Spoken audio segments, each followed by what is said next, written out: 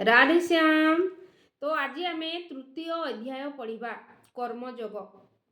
अर्जुन उवाच जायसी चेद कर्मस्ते मता बुद्धि जनार्दन तत्की कर्माणि घरे मां नियोजयसी केशव।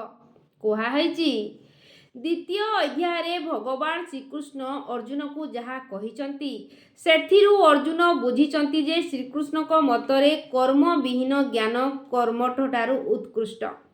तेणु से पचारुछंती हे जनार्दन हे केशव जदि आपणक मतरे कर्म अपेक्षा ज्ञान श्रेष्ठ अटे तेबे आपण काहींकी मते एही सकाम युद्ध रूप भयंकर कर्मरे लगाउछंती। पांडव सुतर अर्जुन कहती आहे जनार्दन कर्म जगरु ज्ञान जग श्रेष्ठ कहिल महाभाग कर्म जग को एबे मते प्रेरण करूछ निरते समरे प्राणी हिंसा सार कहुच करिबी समर मते प्रवृत्त करू तही यह कारण कह तुही सकल बुझाई कहिब मनु संदेह दूर हेब।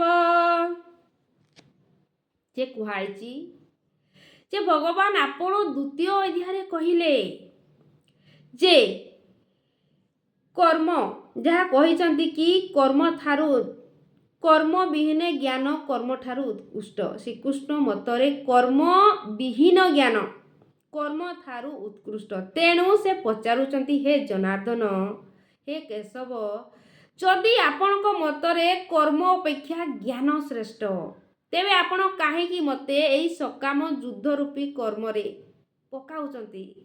एमिति अर्जुन कहउचंती व्यामी श्रेणे वो वाक्य न बुद्धि महायसी शिव में तदेक बद निश्चित जेन श्रेय हमायुनु याम। जे कुहाइची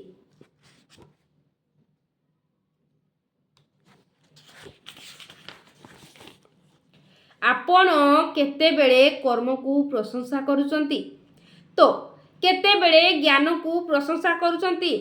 एहीपरि मिशामिशी संदेहजनक कथा कही मोर बुद्धि को भ्रमरे पकेला भली कहउछंती। सही ज्ञान कर्म ठारु जहाँ को अनुसरण कले मो कल्याण हेबो अर्थात मोक्ष लाभ हेबो सेई गति को मते निश्चित करी कहंतु। एठी अर्जुन कहउछंती हे भगवान आपण मते केतेबेले कर्म रे प्रशंसा करूचंती केतेबेले ज्ञान को नहीं प्रशंसा करूचंती। एमिति मिशामिशी कही कहउचंती मते एमिति मो मन को द्वंद्व रे पकांतु नहीं जोटा मो पाई भलो हबो सेई कथा को मो पाई कहंतु। केबेले कर्म रे प्रशंसा केबेले ज्ञान रे प्रशंसा करुअछ हे जनार्दन मति मो पड़ई भ्रमण तोर ए द्विविध वचने मो बुद्धि भ्रमे अनुक्षणे बेनिक मध्य श्रेष्ठ जहा बुझाई कुह मते ताहा शुणिबा पाई इच्छा मोर कहिबी विस्तारी सकल। तो एठी भगवान कहउचंती लकेस्मिन विदिदा निष्ठा पूरा प्रोक्त मया नग ज्ञान जगेन संख्याना कर्म जगेन जोगिना। जे कुहाइची भगवान श्रीकृष्ण कहिले हे पाप शून्य अर्जुन एही लोकरे दुई प्रकार निष्ठा हुए बोली तुमको आगरू कही सारिछि। जोग दुई प्रकार तन्मध्यरु संख्य जोगी मानक निष्ठा ज्ञान जोगी द्वारा एवं जोगी मानकर निष्ठा कर्म जोग द्वारा होई थाए।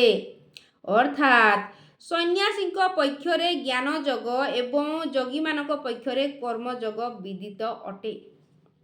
एमत शुणी कौन कहउचंती एमत शुणी ऋषिकेश कहंती करी मंद ह्यास जग जे दुई प्रकार से कथा शुण महावीर ସନ୍ନ୍ୟାସୀ ପକ୍ଷେ ଜ୍ଞାନ ଯୋଗ, ଯୋଗୀଙ୍କ ପକ୍ଷେ କର୍ମ ଯୋଗ। ଯୋଗ ନିୟମ ସମାଜରେ, ଯାହାର ଚିତ୍ତ ସଦା ଭ୍ରମେ। ତେଣୁ ନିର୍ମଳ ଚିତ୍ତ ପ୍ରାଣୀ, କରଇ ଜ୍ଞାନ ଯୋଗ ଜାଣି। ଏଇଠି କୁହାଯାଉଛି, ହେ ଅର୍ଜୁନ, ଯେ ଯୋଗ ଦୁଇ ପ୍ରକାର। ଏକ ହେଉଛି କର୍ମଯୋଗ, ଏକ ଜ୍ଞାନ ଯୋଗ। ତ ଯେଉଁ ମଣିଷର ଯେଉଁଥିରେ ନିଷ୍ଠା ଅଛି, ସେଇ ଯୋଗଟି ତା ପାଇଁ ଉପଯୁକ୍ତ ଅଟେ। ତ ଏମିତି କହିକି ଭଗବାନ କହୁଛନ୍ତି କର୍ମ ବିଷୟରେ।